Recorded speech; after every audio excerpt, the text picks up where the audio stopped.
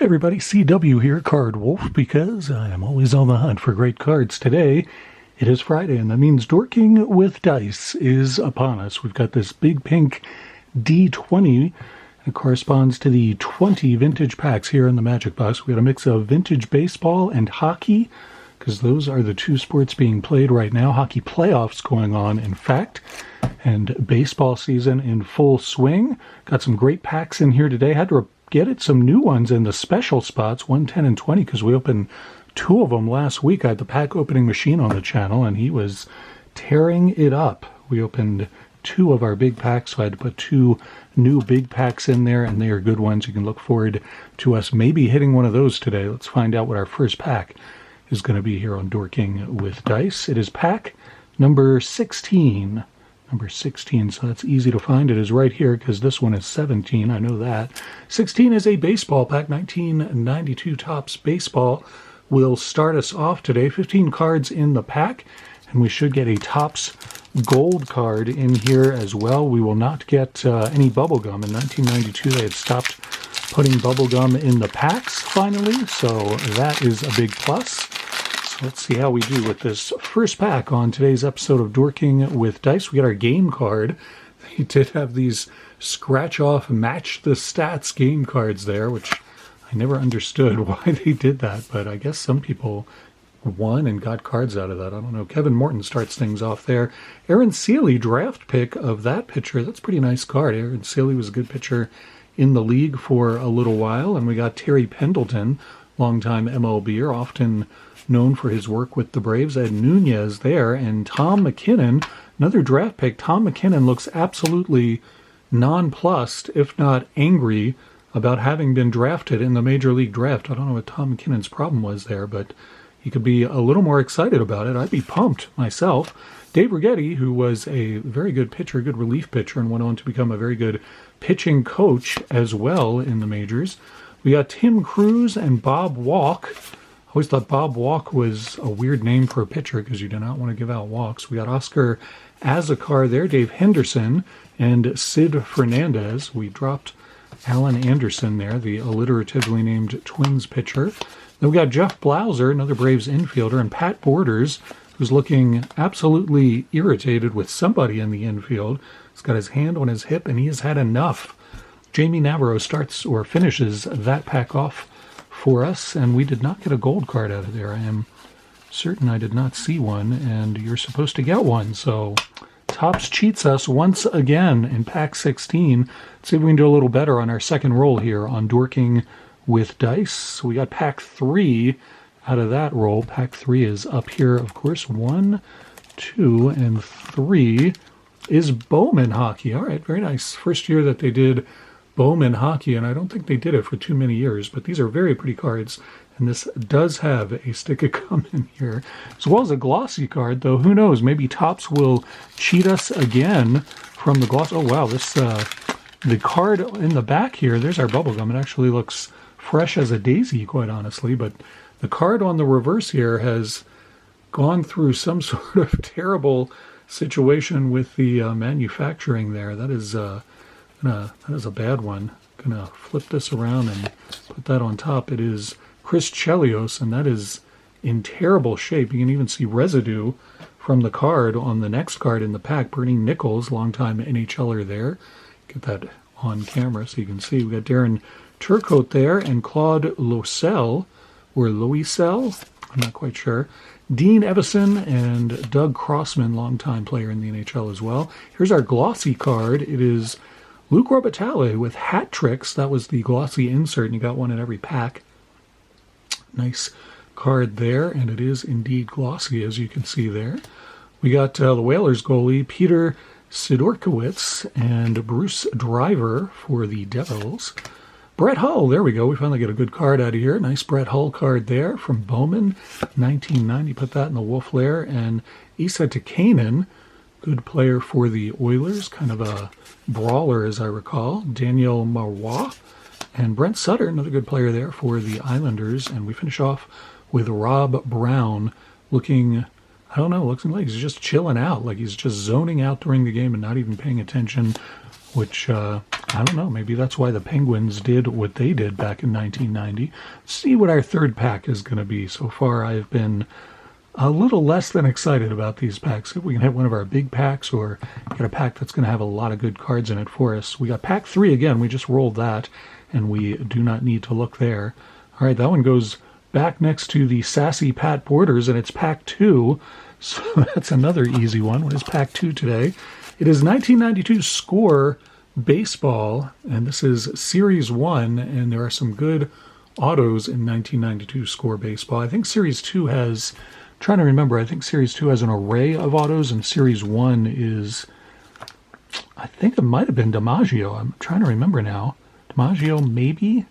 I can't recall. I think it was DiMaggio, but we'll find out at some point. Probably not when we open this pack, because the odds of pulling the auto are extremely low. I've never pulled one of those sweet autos out of a Score pack before, but we will give it a try and see how we do with this pack in 1992 Score. Chris Donnells starts things off from the Mets for us there on 1992 Score. Get that in focus so we can enjoy it more. There you go. Scott Gereltz and Chris Donnells. Be sure to pronounce the second syllable. Bip Roberts there leaping over a sliding Ken Griffey Jr. by the looks of it. Bip Roberts out of focus. Come on now. Let's get this going. All right, there we go. We got Harold Baines, the Hall of Famer, and the DH, and Tim Sfair, catching prospect there for the Royals, did not stay in the league for very long. Tim Sherrill, another second syllable last name. Very interesting what we're pulling out of here. Andy Ashby, of course, his dad, Alan Ashby, was a catcher in the league during the 1970s. Nice rookie prospect card. Wes Chamberlain, who himself was quite the prospect when he came up. And Marvin Freeman, Mike Maddox, and Jeff Innes. Quite the rogues gallery of pitchers here. Till finally we get to Ernie Riles, good hitter for the Brewers and the A's. Darryl Strawberry rounding the bases for the Dodgers. Of course, he came up with the Mets. There's Wangan and Melito Perez. Good. I always thought Melito Perez was pretty good. And Albert Bell looks as though, did he catch it or not? He looks absolutely stunned and out of sorts. What has happened to Albert Bell? I don't know, but I collect him, so I'm going to put him over there. I don't think the Wangan is it's definitely not a rookie, but it is an early card of him. It is, I think, a second-year card. So we'll put that over in the baseball side of things. See if hockey can catch up, or will we get another baseball pack here on our next roll on Dorking with Dice. It is pack 18, so that is an easy one. 20, 19, and 18. And I believe it is baseball. Yes, Fleer, 1991 baseball. We've got 92 Score. And I think we had 91 Topps, so we're right in that early 90s era today for some reason. We can pull inserts out of this, and I believe there is a sticker card in here. I think the inserts were the Provisions inserts. Nice to open a real wax pack, too. That is pretty sweet. I like that, certainly. Don't get enough of those. All right, so 1991 Fleer. Darren Dalton starts things off. Of course, these, some people love these cards, some people hate them. The yellow is, it's pretty strong. It was definitely making a statement back then, but I don't know. Some people still feel very strongly about these cards. Craig Biggio there, good player there for the Astros, of course, and Sean Abner from the Padres. Sean Abner did not turn, he was another guy who people were kind of hot on when he came up into the league, but it did not go so well for him. Chuck Carey and Rick Aguilera, longtime pitcher in the MLB. Chuck Krim, we got two Chucks in this pack so far. Will we get a third? Matt Noakes and Chris Hammond, who looks as though that is his, I don't know, is that his like high school yearbook photo? Chris Hammond's looking very dreamy. The pitches for Cincinnati. Phil Clark, gotten 3 catchers out of this pack so far. Mark Gardner. And there we go, Ken Griffey Jr. All right, now we're talking. That's what we were looking for, something like that. Put that in the wolf lair. Jose Canseco, a favorite of Average Joe. Probably put that one aside for him. I know he's a big Canseco fan. Dale Mahorkic from the Expos. And David Segui, who, I don't know, the Orioles thought they really had something there. And I don't remember any fans in Baltimore back in the 90s who thought David Segui was actually going to turn into much. But, hey, we get an Orioles sticker. That is awesome. And then we see who the league leaders there were for, or the all-time leaders, I guess, for the Orioles were there. That's pretty cool. That's awesome. Love getting the Orioles sticker. It's a nice one. All right, we'll do one more pack here. That is 4 packs. We usually do 4 or 5. Hockey cannot catch up and tie, but it could make a showing for itself. We'd like to see another hockey pack here. Pack 2 we have already rolled, so that is not gonna do much for us. Let's see if we can get something good coming up here. Pack 14, we have not opened that. So let me find pack 10. Where did pack 10 go? 10 is right there. So that's 11, 12, 13, and 14 is another baseball pack, and it is a rarely seen baseball pack at that. As you can see, this is a big thick one.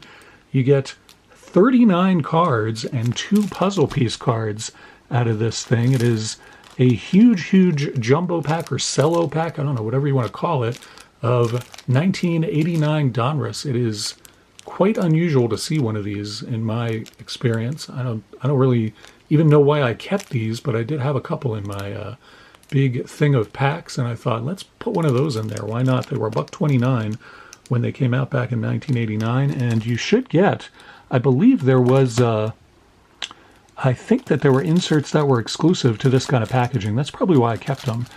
I'm pretty sure that there are inserts on the front. It did say something there. Collect all 26 MVP bonus cards plus Grand Slammer card.